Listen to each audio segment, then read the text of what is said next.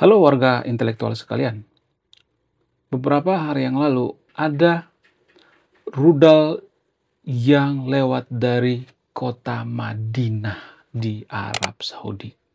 Diduga rudal ini berasal dari rudal Israel. Jadi banyak warga Konoha yang berspekulasi. Israel sudah mulai menyerang yang namanya Arab Saudi. Israel sudah mulai semena-mena. Israel itu sudah mulai cari gara-gara terhadap Arab Saudi dan lain sebagainya, bla bla bla. Jadi ada semacam spekulasi ya.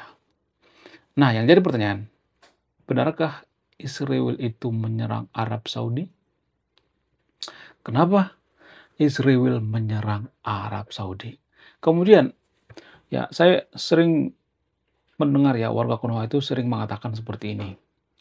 Arab Saudi sebenarnya nggak takut sama Israel. Cuman Arab Saudi itu menghindari yang namanya perang saudara.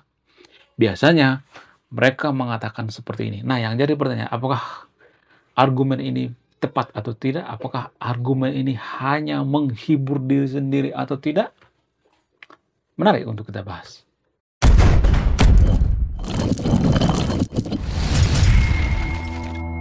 Sebenarnya kalau boleh jujur ya, rudal yang lewat dari angkasa Arab Saudi itu sebenarnya bukan rudal daripada Israel. Tapi itu rudal dari Yaman menuju Israel. Jadi Yaman itu nggak ada kapok-kapoknya guys. Rudal daripada Houthi menuju Israel. Namun dicegah oleh pemerintah Arab Saudi. Jadi itu artinya Arab Saudi dengan Israel itu tidak pernah yang namanya ribut. Nggak pernah. Ya mungkin zaman dulu pernah yang namanya ribut. Tapi zaman sekarang ini nggak ada yang namanya ribut-ribut lagi ya. Nah yang jadi pertanyaan, kenapa Arab Saudi itu lebih memilih Israel daripada memilih Gaza? Apa alasannya? Salah satu alasan yang paling mempengaruhi itu karena Arab Saudi itu sudah bergantung pada teknologi Israel dan bergantung pada teknologi Amerika. Jadi gini guys ya,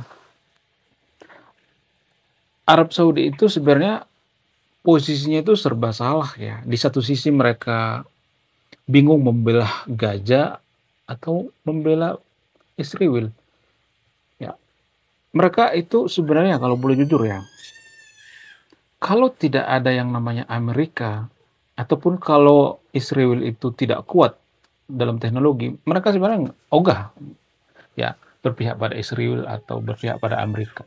Cuman ya mereka lebih memilih bekerja sama dengan Amerika untuk apa? Untuk kepentingan nasional mereka. Jadi kepentingan nasional itu yang paling utama yang diutamakan oleh Arab Saudi ya. Itu yang paling utama. Kenapa? Kok bisa? Apa alasannya? Jadi ada pepatah kuno yang mengatakan seperti ini. Kalau Anda tidak bisa bekerja sama dengan raksasa, kalau Anda tidak bisa bekerja sama dengan penguasa, maka jangan sekali-sekali ya melawannya. Jadi artinya gini guys, kalau misalnya ini ada kekuatan raksasa seperti Amerika itu, jangan sekali-sekali melawan. Lebih baik kita kerjasama, ya. Karena apa? Karena ini lebih baik. Itu pilihan yang paling rasional ya. Kalau misalnya nih katakanlah Arab Saudi itu melawan Amerika, maka kepentingan nasionalnya akan dikorbankan ya. Kemudian alasan kedua misalnya, alasan selanjutnya misalnya, karena ada perjanjian bernama perjanjian Abraham ya. Biasa disebut dengan Akord Abraham ya. Apa isi daripada perjanjian mereka? Perjanjian mereka itu isinya perjanjian tentang ekonomi, perjanjian tentang teknologi, dan lain sebagainya. Ada banyak perjanjian-perjanjiannya. Jadi ini yang tidak mau dilanggar oleh Arab Saudi. Mereka nggak mau melanggar itu. Mereka setia dengan perjanjian-perjanjian. Nah, yang jadi pertanyaan, kenapa kok setegak itu Arab Saudi? Apakah sepenting itu perjanjian itu? Ya, jadi Arab Saudi berpikir bahwa Israel itu adalah orang yang sangat setia ya. Mereka setia terhadap apa? Terhadap perjanjian-perjanjian mereka, setia terhadap apa? Setia terhadap komitmennya. Jadi orang Israel itu adalah orang yang sangat setia, guys. Mereka komitmen. Komitmen yang sangat-sangat luar biasa. Kemudian ya, kalau saya perhatikan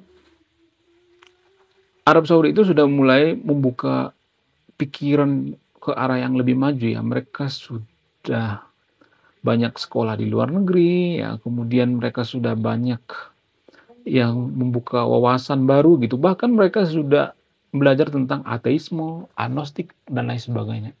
Sudah ada buku-buku ditemukan di Arab Saudi itu buku-buku tentang ateis dan lain sebagainya.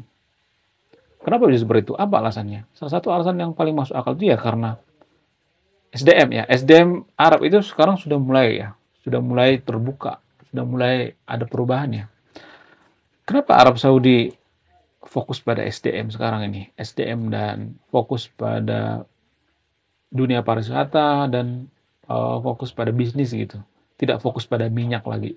Karena mereka sudah berpikir panjang ya. Di masa depan mungkin akan banyak mobil-mobil seperti mobil listrik dan lain sebagainya. Sehingga apa? Sehingga keperluan untuk bensin itu sangat-sangat rendah sekali. Sehingga mereka mengambil opsi yang lainnya. Kalau cuma mengandalkan yang namanya umroh, ya dana haji dan lain sebagainya, itu nggak cukup ya. Nggak cukup buat Arab Saudi. Sebenarnya di posisi seperti ini, menurut saya pribadi, Arab Saudi itu sangat licik sekali guys ya. Kenapa Arab Saudi licik? Mereka sengaja merebut yang namanya Madinah. Jadi dulu kan Arab itu kan pernah perang saudara kan. Jadi Arab Saudi itu pecah beberapa negara ya seperti Dubai, Qatar dan sebagainya. Tapi Arab Saudi lebih memilih yang namanya Madinah ya. Karena apa? Karena itu tanah suci. Tanah suci ini kan sangat penting bagi perekonomian ya. Ada banyak orang yang dari seluruh dunia ini pergi ke tanah suci. Karena ada istilah ini ya, rukun Islam. Ya, ada rukun menunaikan yang namanya rukun Islam sehingga banyak orang berbondong-bondong ke Arab Saudi. Dan ini sangat diuntungkan ya Arab Saudi kalau saya perhatikan ya. Sah-sah aja kalau misalnya umroh ya naik haji sebenarnya nggak jadi masalah. Tapi kan kalau saya perhatikan Arab Saudi itu berlimpah harta ya. Di balik doktrin-doktrin itu ada bisnis yang sangat menggiurkan gitu, bisnis yang sangat luar biasa. Mereka dapat visa, mereka dapat duit dan lain sebagainya. Sementara kita dapat hikmahnya aja ya. Ya sah saja warga Konoha mau naik haji, umroh dan sebagainya, sah saja. Tapi kalau menurut saya pribadi ya, ini menurut saya pribadi ya, lebih baik kita misalnya nih ya, duit yang pergi piknik-piknik ke Arab Saudi itu ya katakanlah itu piknik-piknik ya. Lebih baik duitnya itu kita jadikan modal kita, modal usaha ya. Ada banyak tuh warga Konoha ya yang nabung bertahun-tahun ya, berpuluh-puluh tahun ya, tapi duitnya ditilap sama mantan menteri agama. Ya, misalnya ada dugaannya seperti itu ya. Kan ini sangat-sangat memprihatinkan ya. Kita sudah menabung bertahun-tahun. Jadi hidup kita itu cuman ya begitulah ya hidup kita. Sementara Arab Saudi nggak ada tuh misalnya nih mereka kewajiban pergi ke Indonesia misalnya, ke Borobudur misalnya, ya ziarah, yang menunaikan yang namanya ibadah dan lain sebagainya nggak ada itu. Jadi pada posisi seperti ini menurut saya yang diuntungkan itu Arab Saudi, sangat-sangat diuntungkan ya Arab Saudi di sini ya. Tapi sah saja kalau misalnya warga Konoha pergi ke Arab nggak jadi masalah ya. Tapi kalau saya perhatikan itu kenapa nonis yang ada di Konoha itu lebih nggak semuanya tapi ya lebih maju ya kalau saya perhatikan seperti kaum Tionghoa misalnya. Kenapa? Karena mungkin bisa aja ya dugaan saya mereka nggak ada kewajiban untuk menunaikan ibadah misalnya pergi ke Arab gitu. Jadi duit modal mereka yang puluhan juta itu bisa digunakan untuk apa? Untuk usaha gitu. Ya bisa aja itu pengaruhnya kan kita nggak tahu ya kan. Who know ya. Ini cuman spekulasi saya boleh diterima boleh nggak ya. Tapi perlu kita pikirkan ya anak muda ya.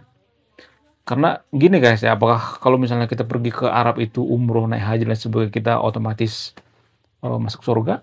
Belum tentu kan, karena surga juga masih dipertanyakan zaman sekarang kan, ya gak? Ya nggak sih? Menurut kalian gimana? Surga itu kan tidak bisa dibuktikan secara ilmiah. Kalau saya ngomong seperti ini nanti pasti banyak yang kejang kelonjotan berjamaah. Nggak ada. Surga itu nggak bisa dibuktikan secara ilmiah. Kalau di antara sahabat yang menonton video misalnya bisa membuktikan surga itu secara ilmiah, maka saya akan hapus video ini. Nggak terbukti ya. Apakah ini semacam spekulasi? Apakah ini cuma bisa-bisaan daripada orang Arab Saudi biar mereka dapat duit gitu? Silahkan disimpulkan sendiri, saya tidak menyimpulkan ya. Oke, kita kembali ke topik ya. Jadi Arab Saudi itu sudah berpikir panjang. Daripada kita ngebelain yang namanya masyarakat gajah yang tidak jelas juntrungannya, ya dan lain sebagainya, mereka lebih memilih yang namanya Israel dan Amerika. Ya, jadi ada banyak faktor ya kenapa eh, Arab Saudi itu lebih memilih yang namanya Israel daripada gajah. Kemudian alasan selanjutnya misalnya alasan keamanannya. Jadi kalau misalnya nih Arab itu perang dengan Israel misalnya, maka akan terjadi yang namanya stabilitas yang tidak menentu ya, sehingga akan banyak orang yang nggak boleh pergi ke Arab dan lain sebagainya, ya menunaikan namanya ibadah suci dan lain sebagainya. Ada banyak ya kendala-kendala ya.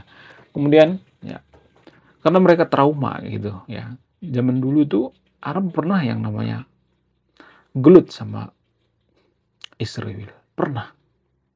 Bayangkan Israel ya berhadapan dengan 6 negara sekaligus ya.